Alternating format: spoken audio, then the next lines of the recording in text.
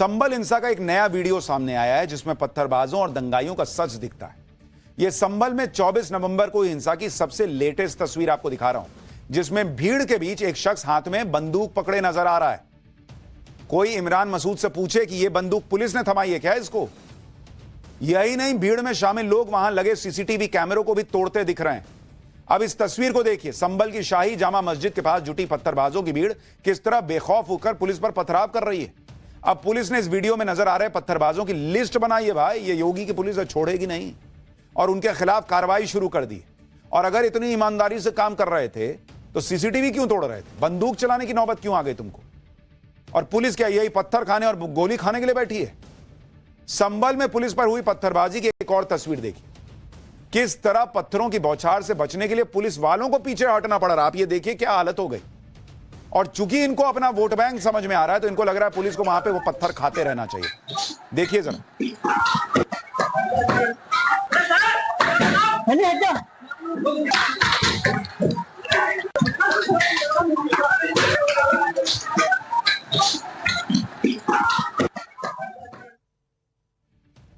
संभल में पत्थरबाजों के बवाल की एक और तस्वीर दिखाता हूं। पुलिस के पहुंचने की जानकारी मिलते ही पत्थरबाजों की भीड़ उन पर टूट पड़ी थी, जिसके बाद पुलिस वाले गलियों में जान बचाकर भागते नजर आए। अब तस्वीर देखिए, पुलिस वालों को भागना पड़ा बॉस, ऐसी हालत शुरू में हो गई थी।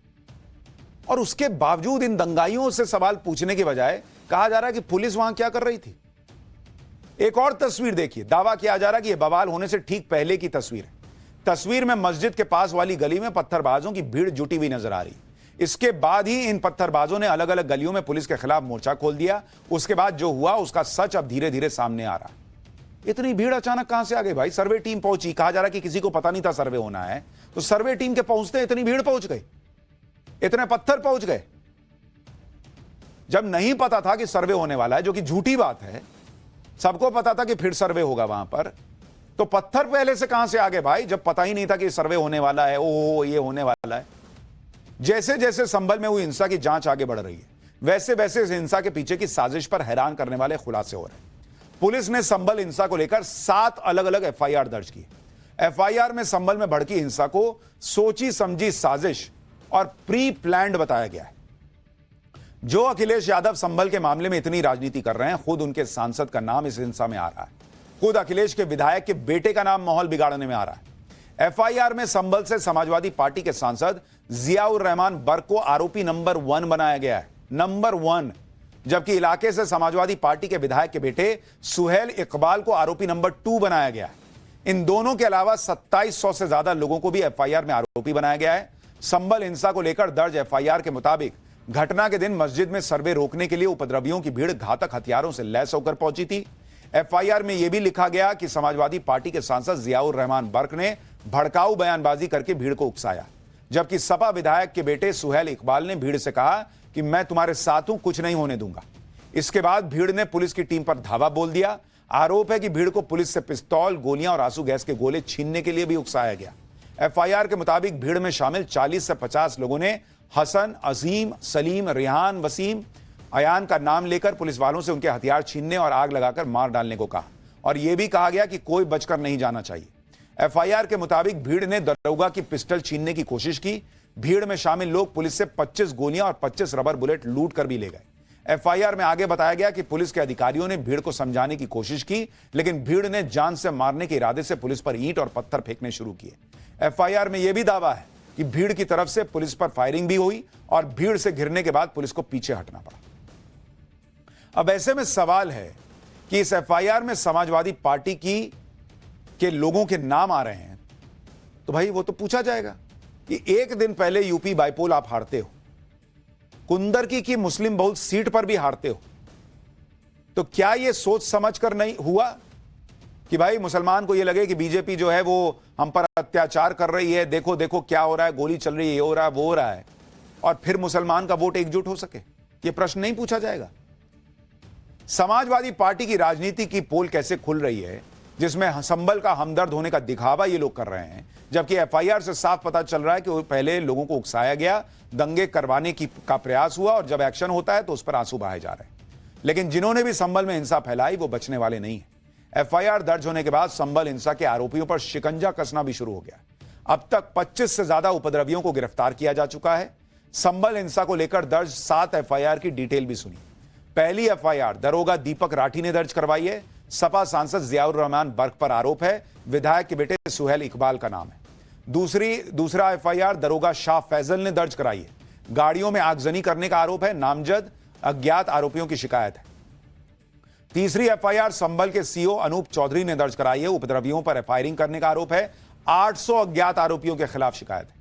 चौथी एफआईआर पुलिसकर्मी जगदीश कुमार ने दर्ज करवाई है। मैगजीन और टीयर गैस लूटने का आरोप है। पांचवी एफआईआर एसपी के पीआरओ ने शिकायत की है। पैर में गोली मारने का आरोप है। 150 अज्ञात लोगों पर केस दर्ज है। छठी एफआईआर एसडीएम रमेश बाबू ने दर्ज करवाई है। उनके ऊपर हमला करने का आरोप है। और 7वीं एफआईआर दरोगा विनोद कुमार ने दर्ज कराया है।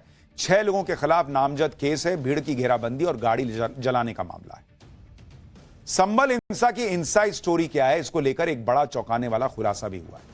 यूपी सरकार से लेकर पुलिस भी इस थ्योरी पर फोकस कर रही है। सूत्रों का दावा है कि संभल में जो हिंसा हुई उसका शाही जामा मस्जिद के सर्वे से कोई लेना देना नहीं है, बल्कि संभल में वर्चस्व की जंग में मुसलमान समुदाय के ही 2 गुट तुर्क और पठान आपस में भिड़े और इसके बाद वहां हिंसा भड़क गई।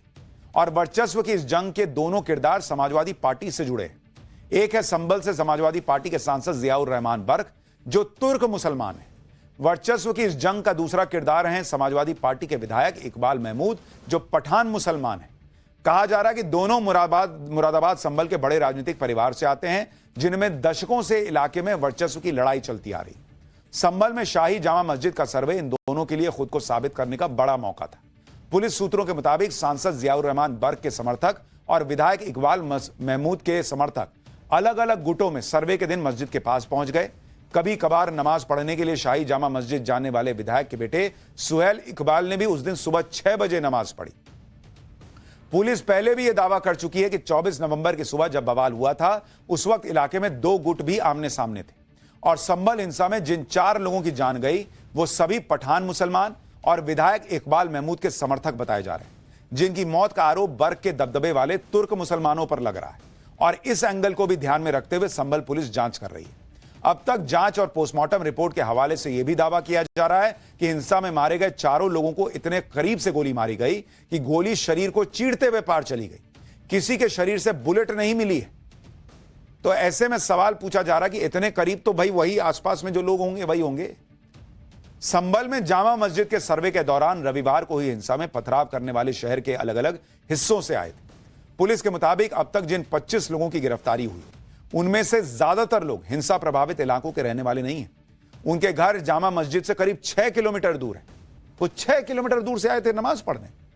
रविवार को सर्वे वाली सुबह जब पुलिस फोर्स का मूवमेंट शुरू हुआ तो इलाके में अचानक हलचल बढ़ने लगी। देखते ही देखते जामा मस्जिद के आसपास की गलियों में पत्थरबाजों की भारी भीड़ इकट्ठा हो गई।